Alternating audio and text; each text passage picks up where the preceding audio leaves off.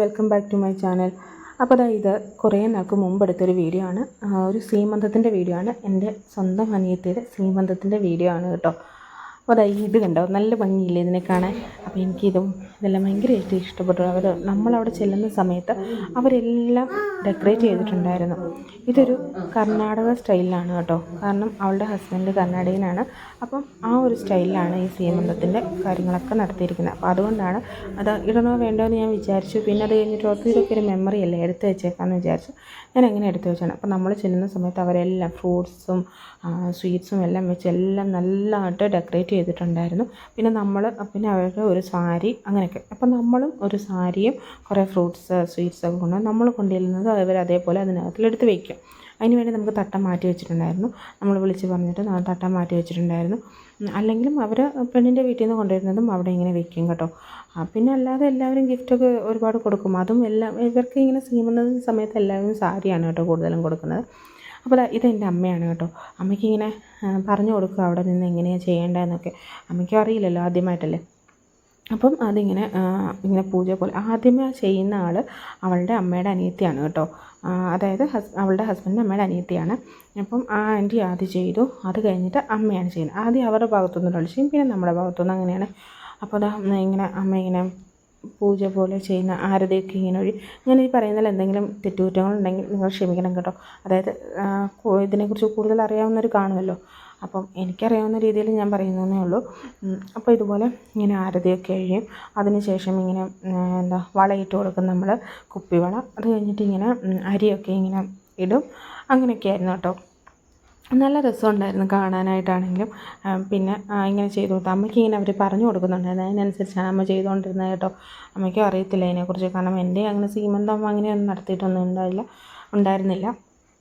പിന്നെ ഇങ്ങനെ ഫ്രൂട്ട്സും ഇതൊക്കെ വെച്ച് ഇങ്ങനെ തൊഴും. അപ്പോൾ അത് കഴിഞ്ഞിട്ട് നമ്മൾ ഫോട്ടോസൊക്കെ എടുക്കും. അവരിങ്ങനെ നിന്ന് അങ്ങനെ ഫോട്ടോസൊക്കെ എടുത്തു. പിന്നെ ഞാനും ഇങ്ങനെ അവരുടെ കൂട്ടത്തിൽ ഇങ്ങനെ ആരതിയൊക്കെ കഴിഞ്ഞു. അതിന് ശേഷം നമ്മളും ഇങ്ങനെ ഓരോരുത്തരും വന്ന് ഇങ്ങനെ ഫ്രൂട്ട്സൊക്കെ ഇങ്ങനെ ഒന്ന് ആരതി പോലെ ഇങ്ങനെ ഫ്രൂട്ട്സൊക്കെ ഇങ്ങനെ ഒഴിഞ്ഞിട്ട് പിന്നെ ഇങ്ങനെ തൊട്ട് തൊഴുമ്പോൾ അവളിങ്ങനെ എന്നിട്ട് എല്ലാവരും ഇങ്ങനെ അരിയിടും. പിന്നെ അതിന് കുപ്പിവെള്ളം ഇടും. അതായിരുന്നു അവിടുത്തെ മെയിൻ ചടങ്ങുകൾ. നമ്മൾ ചെയ്തു. അത് കഴിഞ്ഞ് അവിടുത്തെ അമ്മയൊക്കെ ചെയ്തു. പിന്നെ ഇതവളുടെ അപ്പച്ചിയാണ്, അവൻ്റെ അപ്പച്ചിയാണ്. പിന്നെ ഞാനും ഇങ്ങനെ ആരതി ഒഴിയുന്നുണ്ടായിരുന്നു. ഇത് ഞാനും അവളുടെ സിസ്റ്ററും അങ്ങനെ കുറച്ച് പേരുണ്ടായിരുന്നു. പിന്നെ അവളുടെ ഫ്രണ്ട്സ് അങ്ങനെ ഒരുപാട് പേരുണ്ടായിരുന്നു കേട്ടോ. ഞങ്ങളുടെ കസിൻസ്, അവിടുന്ന് ചേച്ചി ചേട്ടനെ അങ്ങനെ ബന്ധുക്കാരെല്ലാവരും ഉണ്ടായിരുന്നു. ഞാനും അച്ഛനും അമ്മയും ചേട്ടനും പിള്ളേരും പിന്നെ അവിടുന്ന് ചേച്ചി അങ്ങനെ കസിൻ. നമ്മളധികം പേരൊന്നും ബാംഗ്ലൂരില്ല. നാട്ടിൽ നിന്ന് അധികം പേരൊന്നും വന്നിട്ടില്ലായിരുന്നു കേട്ടോ. നാട്ടിൽ നിന്ന് അങ്ങനെ ആരും വന്നിട്ടില്ല സീമന്തത്തിന്. അപ്പോൾ ഇതുപോലെ പിന്നെ ഫാമിലി ഫോട്ടോ. ഇത് അവരുടെ ഫാമിലിയാണ്, ഇത് ഞങ്ങളുടെ ഫാമിലിയാണ് കേട്ടോ. അച്ഛനും അമ്മയും. ഇത് ഞങ്ങളാണ്, ഞാനും ചേട്ടനും പിള്ളേരും. പിന്നെ അത് കഴിഞ്ഞിട്ട് അവർ പുറത്ത് പോയി കുറച്ച് ഫോട്ടോസൊക്കെ എടുത്തു. അവിടെ വെളിയിൽ തൊട്ട് നമ്മുടെ ഗേറ്റിനപ്പുറത്ത് നിന്ന് തന്നെ റോഡിൽ നിന്ന് കുറച്ച് ഫോട്ടോസൊക്കെ എടുത്തു. ഇവരുടെ വീടിൻ്റെ മുന്നിൽ നിന്നുള്ളൊരു വീഡിയോ ഞാൻ ഓൾറെഡി അപ്ലോഡ് ചെയ്തിട്ടുണ്ട് കേട്ടോ. ഒരു പ്രാവശ്യം ഒരു ഡേ ഇൻ മൈ ലൈഫിനകത്തിലുണ്ട്. പിള്ളേർ ഭയങ്കര കളിയായിരുന്നു കേട്ടോ. അവിടെ പോയി കഴിഞ്ഞാൽ പിന്നെ അവർക്ക് ഭയങ്കര ഇതാണ്. കാരണം ഒരു സെപ്പറേറ്റ് വീടാണല്ലോ. അപ്പോൾ നമുക്ക് അവിടെ ഇഷ്ടംപോലെ സ്ഥലങ്ങളുണ്ടല്ലോ ഓടി നടക്കാനും ഒക്കെ. റോഡിൽ കൂടെയൊക്കെ ആണെങ്കിൽ അധികം ഇങ്ങനെ ബസ്സൊന്നും വരുന്ന വഴിയൊന്നുമല്ല, ലേ ഔട്ടാണ്. അപ്പം അവർക്ക് അതുവഴി ഓടി നടക്കാനൊക്കെ ഇഷ്ടംപോലെ സ്ഥലങ്ങളാണ്. പിള്ളേർക്ക് ഭയങ്കര ഇഷ്ടമായിരുന്നു കേട്ടോ. പിന്നെ പക്ഷേ ഞങ്ങൾ ഇന്ന് വൈകിട്ട് തന്നെ, ആ ദിവസം വൈകിട്ട് തന്നെയായിരുന്നു ഗോവയ്ക്ക് പോകുന്നത്. അത് കാരണം അതിൻ്റെ കുറേ ഫോൺ കോൾസും അങ്ങനെയൊക്കെ അവർ ബസ്സിൻ്റെ കാര്യങ്ങൾ ചോദിക്കാനും ഒക്കെ വിളിച്ചുകൊണ്ടിരിക്കുന്നത്. ചേട്ടൻ ഭയങ്കര ബിസിയായിരുന്നു. അതിനുശേഷം ഞങ്ങൾ ഫുഡ് കഴിച്ചു. രാവിലെ തന്നെ ഒന്നും കഴിക്കാതായിരുന്നു വന്നത്. നല്ല വിശപ്പുണ്ടായിരുന്നു. നല്ല ഒന്നാന്തര ഫുഡായിരുന്നു കേട്ടോ. പലതരത്തിലുള്ള പൂരി, പിന്നെ ഒബ്ബട്ട്. അത് ഇവരുടെ ഒരു ട്രഡീഷണൽ ഫുഡ് പോലെയാണ് ഒബ്ബട്ട്.